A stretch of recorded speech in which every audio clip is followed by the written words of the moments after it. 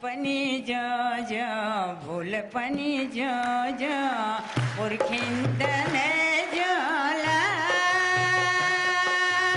Station सम्मा उदय दे मालय पछलो बीरा। साल 1995 सीमांत क्षेत्र पिथौरागढ़ में आज का पहाड़ अखबार के संपादक बद्रीदत्त कसनियाल स्थानीय लोक कलाकारों पर आधारित लेखों की एक सीरीज प्रकाशित कर रहे थे।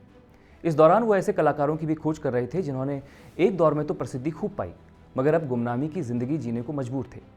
उनके साथी नरेश जोशी ने तब उन्हें एक ऐसा नाम सुझाया जिन्हें उत्तराखंड की पहली लोक गायिका भी कहा जाता था।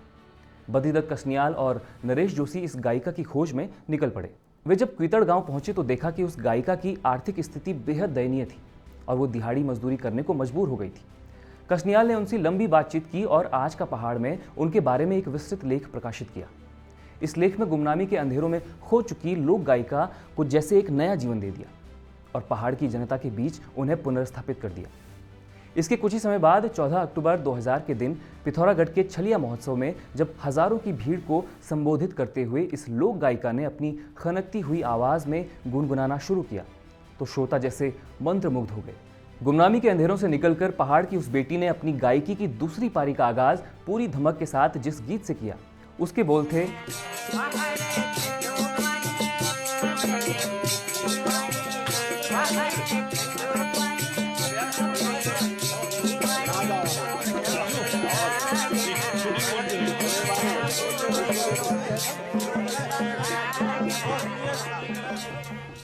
इस महोत्सव की जो खबर अगले दिन के दैनिक जागरण में प्रकाशित हुई उसमें स्थानीय पत्रकार रमेश गढ़कोटी ने लिखा था, 3 दिवसीय छलिया महोत्सव किसी और मायने में सफल रहा हो या नहीं, लेकिन इसके आयोजकों ने 21 साल से गुमनामी के अंधेरे में रह रही कबूतरी देवी को मंच पर लाकर महोत्सव की सार्थकता सिद्ध कर दी। ये महोत्सव सार्थक हुआ था कबूतरी देवी नाम की उस लोक गायिका की पुनर्स्थापना से जिन्हें पहाड़ में लोक संगीत के सबसे मजबूत हस्ताक्षरों में गिना गया, जिन्हें उत्तराखंड की तीजन बाई और बेगम अख्तर कहा गया, जिनकी आवाज़ में पहाड़ का पूरा सांस्कृतिक दर्शन बसता था और जिन्हें उत्तराखंड की पहली और एकमात्र लोक गायिका का खिताब खुद पहाड़ी समाज ने सौंपा था। नमस्कार, मैं हूं अमन रावत और आप देख रहे हैं 12 मासा की विशेष प्रस्तुति विरासत।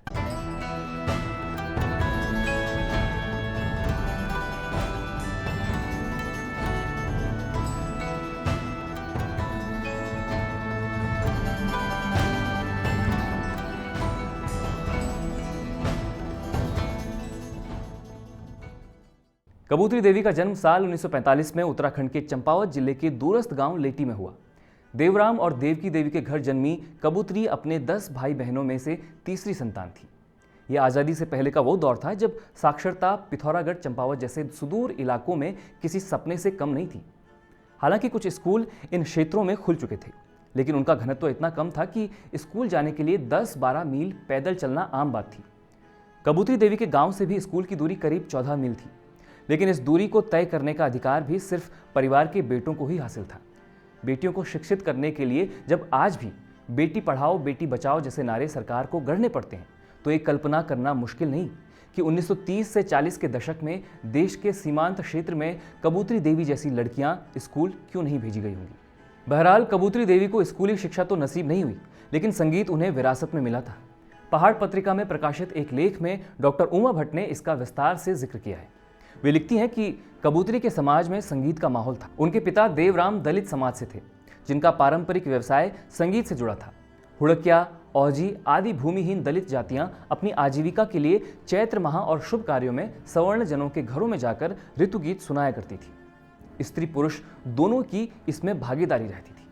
इसके अलावा पुरुष दर्जी का काम भी करते थे और मजदूरी तो स्त्री पुरुष दोनों के ही हिस्से आती थी। इन सभी लोगों के घरों में तबला, हारमोनियम, सारंगी, हुड़का आदि वाद्य यंत्र होते थे। जब कभी भी लोग इकट्ठा होते तो संगीत की महफिलें जम जाती थी। कबूतरी के पिता देवराम ने एक बार चमना गांव के उस्ताद देवीराम को अपने बच्चों को संगीत की शिक्षा देने के लिए अपने घर बुलाया। महफिल में बैठने पर किसी को यह न लगे कि उनके बच्चों को संगीत का ज्ञान नहीं है, इसलिए देवराम अपने बेटों भतीजों को सिखाना चाहते थे।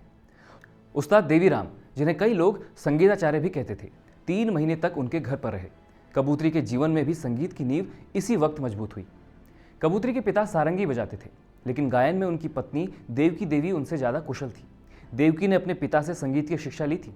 उनकी बहन भी एक दक्ष गायिका थी। यानी कबूतरी के ननिहाल में संगीत का जबरदस्त माहौल था। उनके नाना, मामा, मौसी आदि सभी कलाकार थे। कबूतरी की माँ चाहती थी कि उनके बच्चे संगीत सीखें। उन्हें खुद बहुत से गीत और धुनें आती थी। मरने तक भी वो बिस्तर पर लेटे लेटे संगीत गुनगुनाती रहती थी। ऐसे परिवेश में पलने का ही असर था कि संगीत की कोई औपचारिक शिक्षा न मिलने के बाद भी कबूतरी देवी फाग, पटें, चैती, तीन ताल, दादरा, प्रभाती और ठुमरी सब गा लेती थी।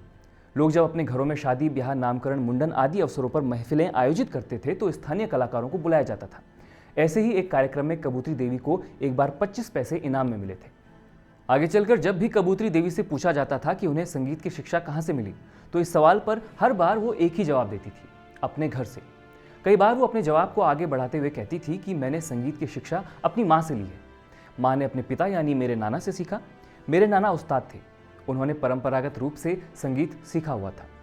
इसके साथ ही वो यह भी मानती थी कि अगर उन्हें भी अपने भाइयों की तरह स्कूल जाने का अवसर मिलता तो वे संगीत में और भी बेहतर और ज़्यादा सीख सकती थी। लेकिन औपचारिक शिक्षा के बिना भी कबूतरी देवी ने लोक परंपरा से मिले गीतों के साथ ही शास्त्र परंपरा से जुड़े गीतों को भी खूब साध लिया था।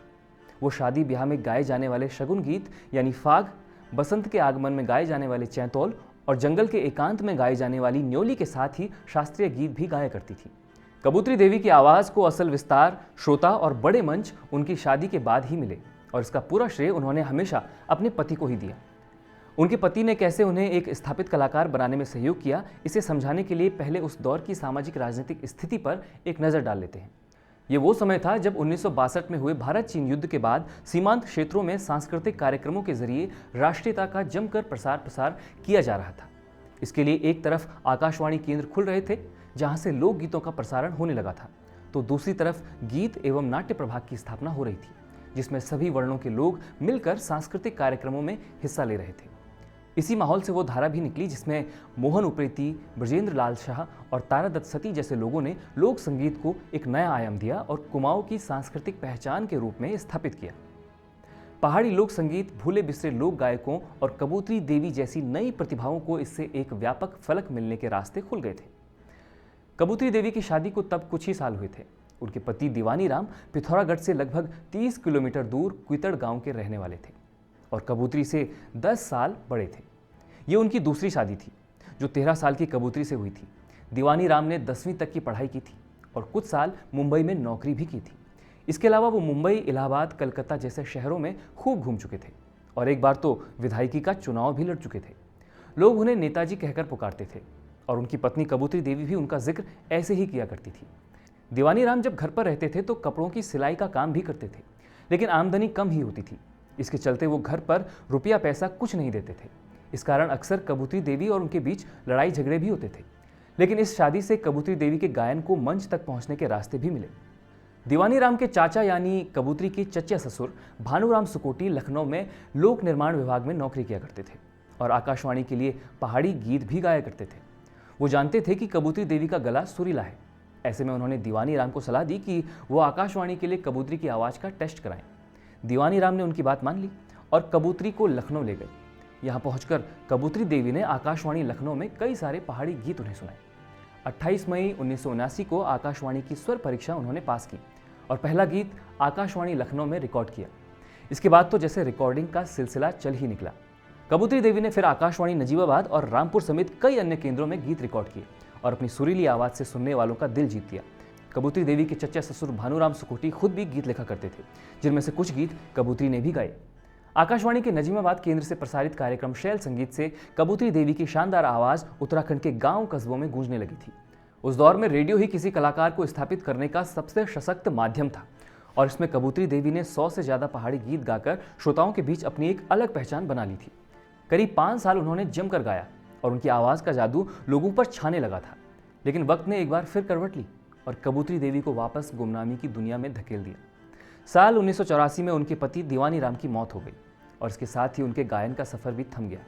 पति की मौत के वक्त कबूतरी देवी की छोटी बेटी हेमंती सिर्फ 7 साल की ही थी। बच्चों की पूरी जिम्मेदारी अब कबूतरी पर आ चुकी थी और गायन में इतना पैसा नहीं था कि उससे ये जिम्मेदारी पूरी हो सके। आकाशवाणी में उन दिनों पारिश्रमिक के तौर पर 50 रुपये ही मिला करते थे। कबूतरी देवी को रिकॉर्डिंग के लिए गांव से शहर जाना होता था, लिहाजा ये 50 रुपये उनके लिए बेहद नाकाफ़ी थे। ऐसे में दिहाड़ी मजदूरी और खेतों में काम करना उनकी मजबूरी बन चुकी थी। कल तक जिन हाथों में हारमोनियम, तबला और हुड़का थे, अब उन हाथों में पत्थर, छैनी और तोड़ने के अन्य औजार आ चुके थे। हालांकि इस दौरान भी कबूतरी के गीत आकाशवाणी नजीबाबाद से प्रसारित होते रहे थे, मगर अब वो आकाशवाणी में रिकॉर्डिंग के लिए नहीं जा पा रही थी। साल 1995 तक कबूतरी देवी ने इसी तरह मेहनत मजदूरी करके अपने बच्चों का पालन पोषण किया। गायन और संगीत की दुनिया कहीं बहुत पीछे छूट चुकी थी और कबूतरी देवी एक बिसरा दी गई प्रतिभा हो चुकी थी। लेकिन फिर वो घटना हुई जिसका जिक्र इस कार्यक्रम की शुरुआत में किया गया था। बद्रीदत्त कस्नियाल ने उन्हें खोज निकाला और उन पर एक विस्तृत लेख प्रकाशित किया, और इस लेख के बाद पहाड़ के उन लोगों तक भी कबूतरी देवी की कहानी पहुंची जो उनकी ख्याति से अब तक रूबरू नहीं थे। इसके करीब 1 साल बाद 1996 में हेमराज बिष्ट ने नवोदय कला केंद्र नाम से एक संगठन बनाया। कई स्थानीय लोक कलाकार इससे जुड़े और जिनमें कबूतरी देवी भी शामिल थी। कुछ साल बाद छलिया महोत्सव में भाग लेने के लिए हेमराज बिष्ट ने ही कबूतरी देवी से आग्रह किया। इसी महोत्सव में गाकर कबूतरी देवी ने अपनी दूसरी पारी की शुरुआत की और लोगों को अपनी आवाज़ का एक बार फिर से मुरीद बना लिया। कबूतरी देवी की आवाज़ फिर से उत्तराखंड के जन जन तक पहुंचने लगी थी। सालों गुमनामी के अंधेरे में रहने के बाद कबूतरी देवी का नाम फिर से लोगों की जुबान पर आने लगा था। इसे देखते हुए हेमराज बिष्ट ने उन्हें नवोदय कला केंद्र का उपाध्यक्ष बनाया और उनसे आग्रह किया कि वे गांव से निकलकर पिथौरागढ़ में रहें और ग्रुप के कामकाज में भागीदारी बढ़ाएं। लेकिन कबूतरी देवी को अपने गांव से बेहद लगाव था। गांव छोड़कर वो शहर में नहीं बसना चाहती थी। हालांकि कभी कभी वो कार्यक्रमों में हिस्सा लेने जरूर पहुंचती थी, लेकिन लोक संगीत में हो रहे बदलाव से वो असहज महसूस करती थी और इसलिए ये सिलसिला भी ज़्यादा दिन तक नहीं चला। गुमनामी से निकलने के बाद कबूतरी देवी ने कई सम्मान अर्जित किए। साल 2003 में मोहन उप्रेती लोक संस्कृति कला एवं विज्ञान शोध समिति अल्मोड़ा ने कबूतरी देवी को सम्मानित किया। दिसंबर 2004 में पर्वत जन प्रकाशन समूह देहरादून द्वारा आयोजित कार्यक्रम में राज्यपाल के हाथों उन्हें सम्मानित किया गया। दिसंबर 2008 में पहाड़ संस्था के 25 वर्ष पूरे होने पर कबूतरी देवी को रजत सम्मान से नवाजा गया। साल 2011 में शैलवाणी ने उन्हें लोक संस्कृति सम्मान दिया। साल 2014 में उत्तराखंड लोक भाषा साहित्य मंच नई दिल्ली ने उन्हें महाकवि कन्हैयालाल दंड्याल लोक सम्मान से नवाजा। ऐसे ही कई अन्य सम्मानों के साथ ही साल 2016 में कबूतरी देवी को उत्तराखंड सरकार द्वारा लोक संस्कृति का लाइफ टाइम अचीवमेंट पुरस्कार दिया गया। जीवन के तमाम उतार चढ़ावों से परिपक्व हुआ और समाज की संवेदनाओं को समेटे हुए कबूतरी देवी का कंठ साल 2018 में हमेशा के लिए शांत हो गया।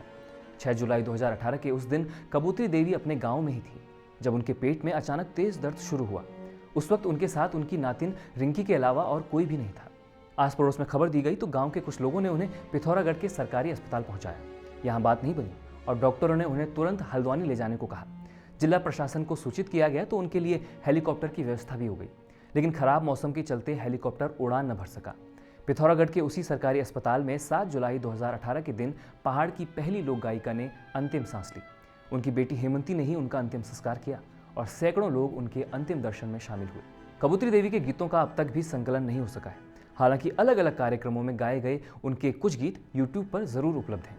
कई लोगों ने उनसे उनके गीतों का कैसेट बनाने का आग्रह भी किया था, लेकिन वो इसके लिए कभी तैयार नहीं हुई। स्टेज कार्यक्रमों के दौरान उनसे जिस गीत की सबसे ज्यादा फरमाइश होती थी वो था आज पनी जौ जौ। पनी जौ जौ भूल पनी जौ जौ पुरखिंदन जाला स्टेशन सम्मा उदय दे मालय पछिलो बीराना हुए जाला। इस खूबसूरत और कल्ट गीत का मतलब है कि आज जाऊं या कल जाऊं, परसों तो जाना ही होगा। मुझे बस स्टेशन तक छोड़ने साथ चलो, परदेश में तो सब वीरान ही होगा। अपने गांव परिवार छोड़कर रोजगार की तलाश में परदेश जा रहे इंसान की व्यथा को शानदार शब्दों में पिरोता ये गीत आज भी प्रासंगिक है और कबूतरी देवी की आवाज़ में हमेशा पहाड़ी समाज के दिलों को छूता रहेगा। जाते जाते एक दिलचस्प जानकारी आपको और देते हैं। कबूतरी देवी की विरासत के कुछ अंश हमारे बीच आज भी हैं और पूरी दुनिया में अपनी पहचान बना रहे हैं। अपनी गायकी से पूरे देश का दिल जीत लेने वाले इंडियन आइडल विजेता पवनदीप राजन असल में कबूतरी देवी के ही परिवार के हैं। पवनदीप की नानी और कबूतरी देवी सगी बहनें थीं। 12 मासा का ये कार्यक्रम आपको कैसा लगा कमेंट बॉक्स में ज़रूर बताइएगा और जुड़े रहें 12 मासा। शुक्रिया।